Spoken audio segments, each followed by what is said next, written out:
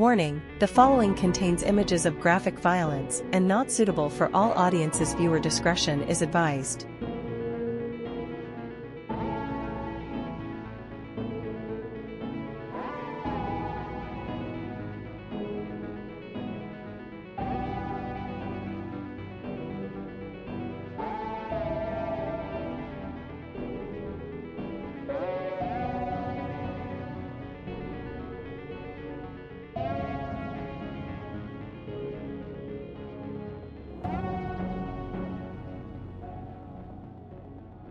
Plauche, a native of Baton Rouge, Louisiana, was separated from his wife, June, at the time of the shooting.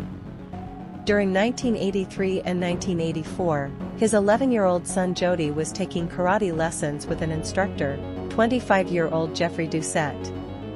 Unbeknownst to Jody's parents, Doucette had been sexually abusing the boy for at least a year. On February 14, 1984, Doucette kidnapped Jody and took him to a motel in Anaheim, California, where he sexually assaulted and molested him. Jody, the focus of a nationwide search, was eventually found after Doucette allowed the boy to place a collect call to his mother from the motel. California police raided the motel and arrested Doucette on February 29 without incident.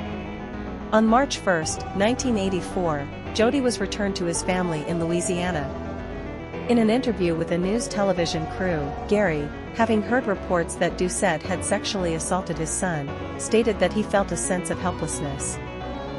On March 16, 1984, Doucette was flown back to Louisiana to face trial. He arrived at Baton Rouge Metropolitan Airport and was led in handcuffs by police officers through the airport at around 9:30 p.m., where Plauche was waiting for Doucette. An employee of the local ABC affiliate, WBRZ-TV, had told Plauche when Doucette would be arriving at the airport. A news crew from WBRZ was waiting for Doucette and had set up their cameras to record his arrival. Opposite the news crew was a bank of payphones, where Plauche waited while talking to his best friend on a telephone. He wore a baseball cap and sunglasses so that no one would recognize him. As Doucette was escorted through the airport, he passed the news crew who were taping the scene. He then walked past Plauche, who fired at the right side of Doucette's head at point-blank range. Doucette fell to the floor, bleeding from a wound close to his right ear. Plauche placed the telephone receiver down before a police officer restrained him and removed the gun from his hand as the other attended to Doucette. The officers who grabbed hold of Plauche recognized him. They kept him pinned against the bank of telephones, asking him, "Gary, why? Why, Gary?" The incident was captured on ENG videotape. Doucette fell into a coma and died from the gunshot wound the next day. Plauche was initially charged with second-degree murder, but agreed to a plea bargain in which he pleaded no contest to manslaughter. He was sentenced to 7 years suspended sentence, with 5 years probation and 300 hours of community service, which he completed in 1989. Psychological reports helped Plauche's case after it was learned that Doucette had abused Jody months prior to the kidnapping. The psychiatrist Edward Piuzzi examined Plauche and determined that he could not tell the difference between right and wrong when he killed Doucette. Plauche's defense team argued that he was driven to a temporarily psychotic state after learning of the abuse of his son.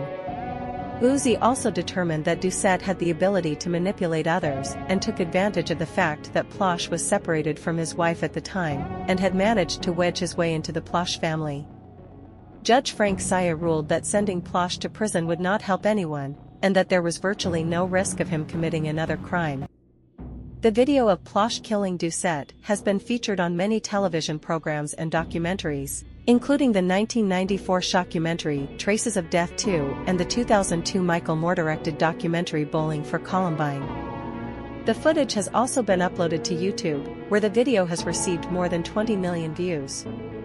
One video featured on YouTube was taken from the television series Anatomy of Crime, which aired in 2000 on Court TV and was produced by John Langley, the creator of Cops. At age 67, Plauche gave an interview where he stated that he did not regret killing Doucette and would do so again. In August 2019, the book Why, Gary, Why? The Jody Plauche Story was released by Jody. In 2024, Jody appeared in an interview for The Mirror in which he stated that he was happy with his life and regarded his father as the greatest dad of all time.